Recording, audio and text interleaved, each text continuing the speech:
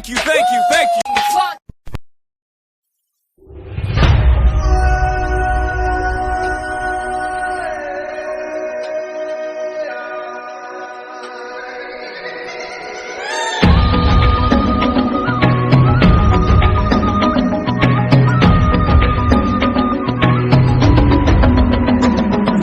Bangun bukalah matamu, saatnya meraih mimpimu. Arahkan pandangan ke depan, Tuhan kan menuntunmu. Sadarilah masa berganti, tantangan kan kita hadapi. Bergandeng tangan untuk negeri, era kita menanti berseri. Kita belajar Pancasila, kita bernafas dalam sila-silanya. Kita belajar Pancasila. Hari ini Bapak sehat ya? Alhamdulillah sehat Pak. Iya. Jadi mungkin sudah bisa kita mulai ya Pak, Ya, bisa untuk kegiatan praobservasi kita hari ini. Kalau boleh tahu Pak, apa yang telah Bapak persiapkan untuk kegiatan observasi besok?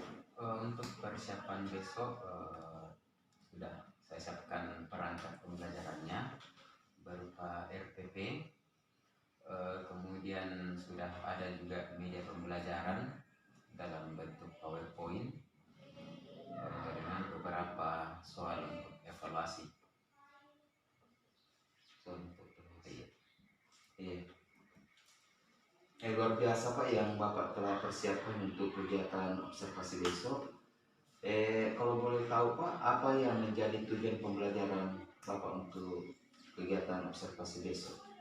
Untuk pembelajaran besok mata pelajaran kimia, itu tujuan pembelajarannya menentukan pH larutan penyangga. Ya, jadi setelah pembelajaran itu diharapkan peserta didik dapat menentukan pH larutan penyangga, ya, baik itu larutan penyangga asam maupun penyangga basa.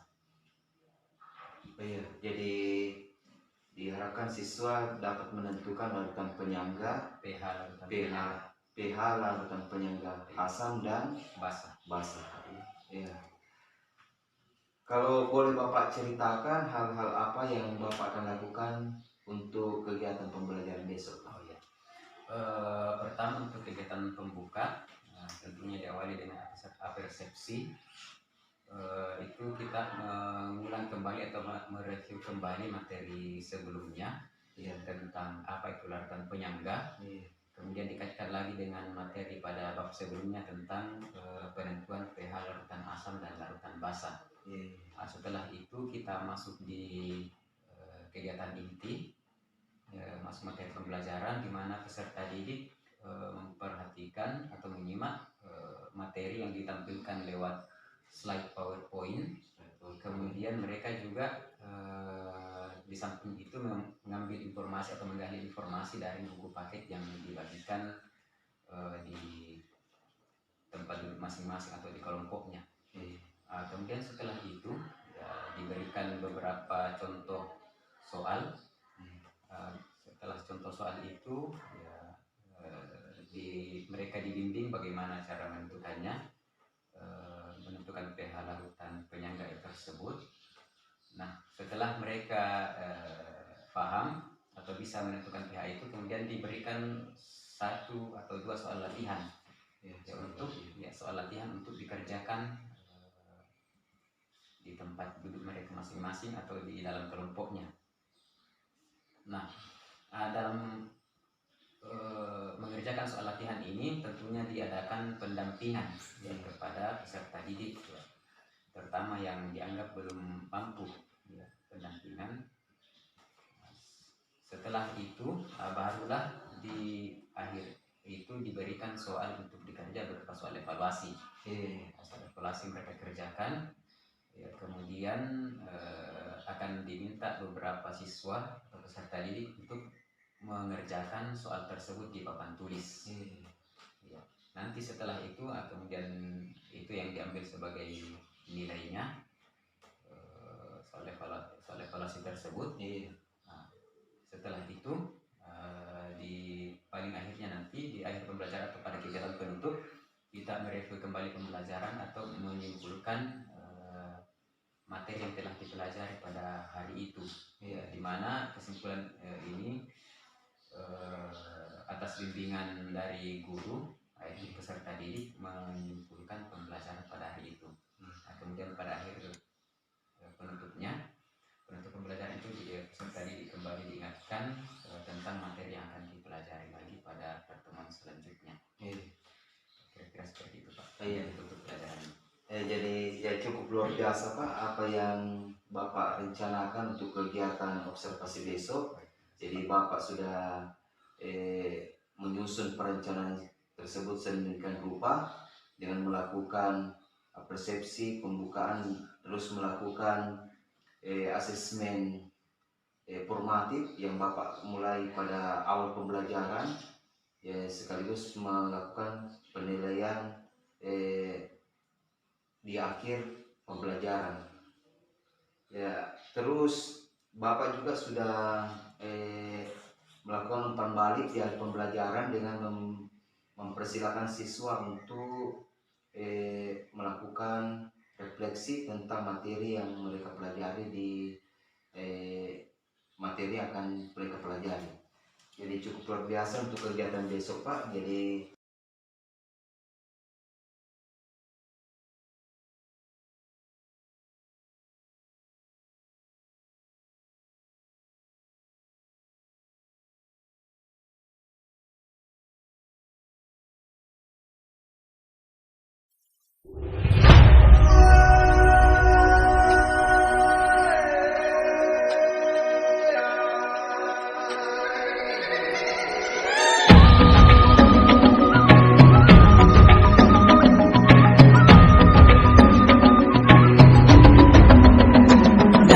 Dan bukalah matamu, saatnya meraih mimpimu.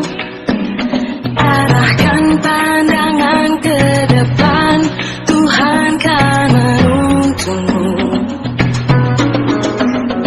Sadarilah masa berganti. selamat siang Pak. Ya, selamat siang Pak.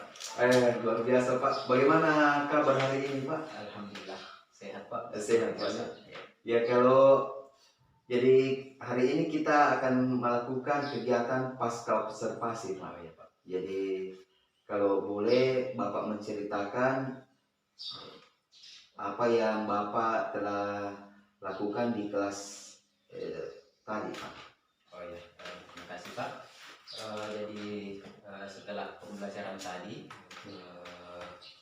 kemudian setelah melakukan evaluasi terhadap peserta didik, di situ bisa dilihat bahwa tujuan pembelajaran yang akan dicapai pada pembelajaran sudah tercapai. Kemudian untuk pembelajaran tadi itu saya rasa luar biasa. Walaupun mungkin masih ada beberapa kekurangan, tapi insya Allah kedepannya bisa diperbaiki. Oh iya. Jadi Bapak telah melakukan proses pembelajaran sesuai dengan apa yang telah Bapak rencanakan dalam perangkat yang telah Bapak susun. Seperti itu Pak ya. Terus kalau Bapak bisa menilai dari proses pembelajaran yang telah Bapak lakukan, jika interval penilaiannya itu 1 sampai 100, kira-kira Bapak sudah berada di posisi yang keberapa Pak? Kira-kira 65. 65. Iya. Jadi masih ada hal-hal yang mungkin membutuhkan perbaikan Pak di dalam proses pembelajaran. Saya rasa masih banyak yang perlu diperbaiki Pak. Kalau yang menurut saya sendiri, di antaranya terkadang kalau menjelaskan itu saya terlalu agak cepat berbicara, sehingga mungkin siswa agak kebingungan. Kemudian karena selama ini media yang digunakan juga itu PowerPoint, kebanyakan PowerPoint, kemungkinannya peserta didik juga akan merasa jenuh. Jadi di depan ini kebetulan kami sudah pernah ikut pelatihan, mungkin kami akan kembangkan sebuah aplikasi media interaktif